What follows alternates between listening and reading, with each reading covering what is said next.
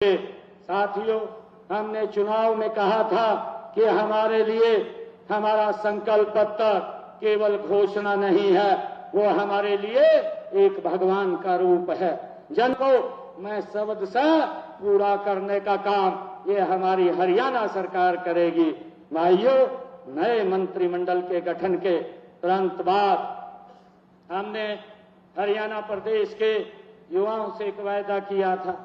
हमने कहा था, क्योंकि कांग्रेस ने उसके ऊपर भी वादा लगा दी थी, कोर्ट में जाकर के चीफ इलेक्शन कमीशन के पास जाकर के उस भर्ती को रोकने का काम किया था।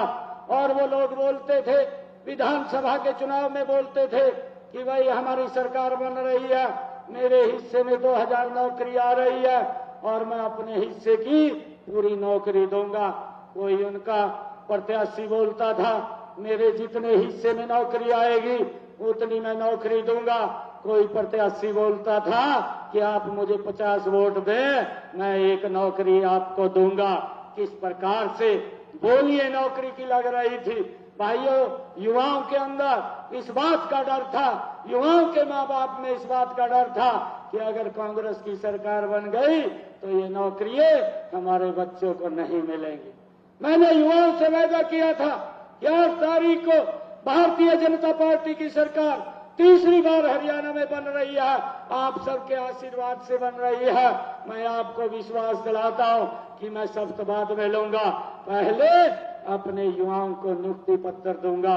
एक समय के अंदर 25,000 युवाओं को नियुक्ति पत्र देने का काम पहले किया गया। भाइयों, उस बात को पूरा किया है।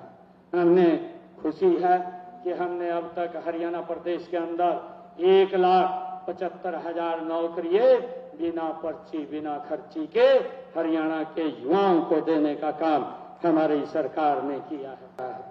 भाइयों, हमने ये भी कहा था कि हमारे जो कॉलेजों के एक्सटेंशन लेक्चरर हैं, जो हमारे अतिथि अध्यापक हैं और जो तकनीकी शिक्षा अनुबंधित कर्मचारियों, अतिथि शिक्षकों, ऐसे सबको सुरक्षित करने का काम हमारी सरकार करेगी और हमने उसको पूरा किया है।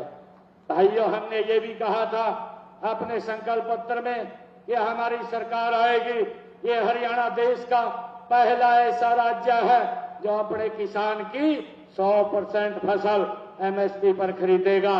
हमने उसको लागू कर दिया है।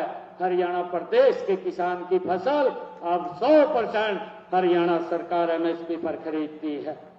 मुझे ये भी खुशी है कि हमने जो छोटे व्यापारी थे, हमने अपने संकल्प पत्र में भी कहा था कि उनके ऊपर जो हमने एक पॉलिसी बना करके हरियाणा एक मुश्त निपटान योजना 2025, जिनके ऊपर GST को लेकर के भाइयों केस कोर्ट के अंदर चल रहे थे, हमने एक स्कीम के तहत उसको भी समाधान करके उनको छूट देने का काम हमारी सरकार ने किया है, जिसका लाभ हमारे व्यापारी भाई ले रहे। काम 2,06,000 बहनों को किया है।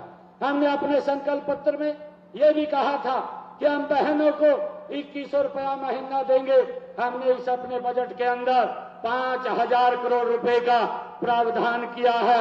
एक योजना बनाई है, लाडो लक्ष्मी योजना, और इस लाडो लक्ष्मी योजना के तहत हमने रजिस्ट्रेशन उसका चालू कर दिया है।